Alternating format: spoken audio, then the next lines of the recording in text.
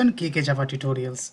In previous video tutorial, we had written this code from scratch, and there I have shown you how to print number in sequence using two threads, right?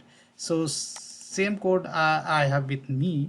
Now here, what I said earlier in the video, here we can make use of executor framework, right? So here what we are doing, basically we are just creating threads by own, and we are starting. So these two tasks, creating threads and starting it, as well as managing this task. So this is the runnable task we are submitting to this thread and telling to just execute these two tasks and give me the result, right? So these are the things basically can be replaced by the executor framework in Java, right? So let's see how we can do. Before that, let me show you all the source code. If you are watching this video first time, then I request you to go and watch my previous video. There I have written this code from scratch, right? So here basically we have a two runnable task here. So odd number printer, which basically implements the runnable interface, and we have a run method there.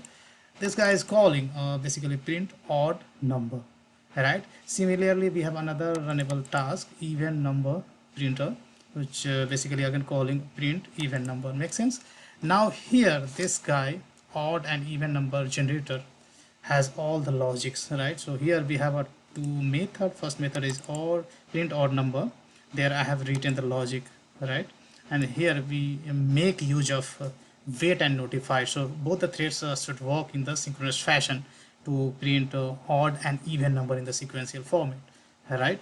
So here if you look into our client program, in client program just I'm giving the responsibility to thread 1 to print basically odd number.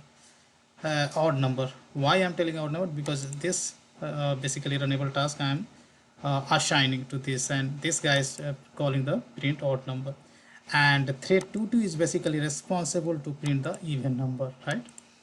So now these two threads has to communicate in the synchronous fashion, right? And that's what this code has been written. Here total number in sequence means till what range number has to be printed, and this is the event flag we have taken. By default this instance variable, so this is false, and number has to start from 1, right? And here you can see print odd number has a synchronization block, right? There we are passing current class reference. Here we are checking basically range, till what range we have to print the number. So number less than equal to total number in sequence -1, right? And here we are making even flag. Basically we are making use of even flag, right? Based on that, if even flag is true, then thread has to go into wait state, else thread will go ahead and that will print the current count and increment count by 1, and this will set the even flag as true and will notify another thread. Similarly, we have print even number. If even flag value is false, then negation of false is true, so thread has to go into the wait state. Why? Because this is method which is responsible to print the even number. So that's what if even flag is true means thread has to generate an even number, but this method is responsible to this if even flag is false, means thread intention is not to print the basically even number but odd number. If this is false, then thread intention is to print the odd number but not the even number. So if this flag is false, then thread has to go into the wait state, because that thread is identified as a odd number printer, right? And if that is not the case, thread will go ahead that will print the number, increment the count by 1, and even flag will make false, because whatever number here is getting generated, that is even number, right? So even number, after printing the even number, we have to make this flag as false, so that odd number generator will basically try to acquire the log, and that will print the odd number, right? So this process happens in a synchronous fashion. Now let's how we can customize this process. So here I'm going to comment this code, and here I will make use of the executor framework. So here you have executors class, which has a lot of utility methods. One of the method is called new fixed thread. There you can pass how many threads you want to be created, right, in the thread pool, right? So here I want 2 threads to be created, right? So basically, So once this thread pool will be created, then this is going to maintain two threads in the pool always. If due to some reason, right, some exception arises, right, and current thread has terminated, or but even though in case of execution arises, still this will maintain always two threads in the pool, right? Now here we got the basically executor service. Now executor service has a method is called execute always, as well as execute, you can see that accepts the runnable object, as well as submit method, right? So you can use the submit. So any of the method you can use. So if you use the submit method, right, submit, which accepts again runnable, that will return you a future object. But we don't want to get any object as return type.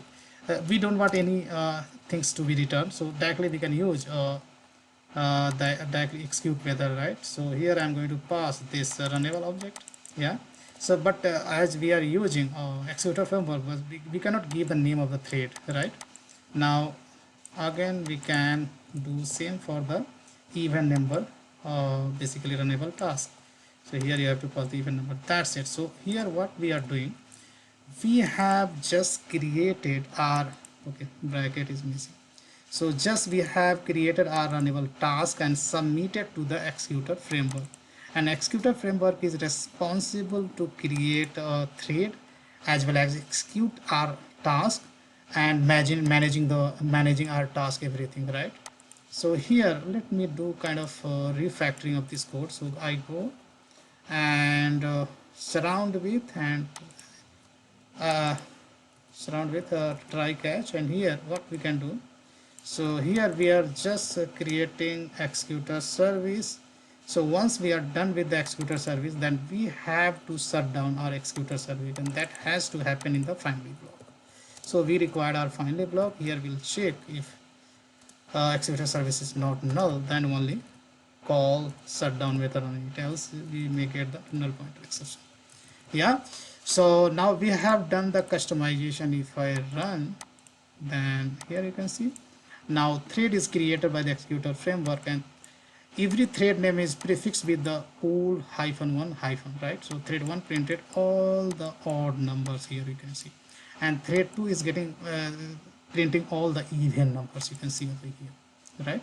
So that's all I wanted to discuss in this video tutorial. As far as source code concern, I will post this source code on kkjavatutorials.com blog. You can take this code from there, guys. Big thank you for watching this video, and see you there in the next video tutorial.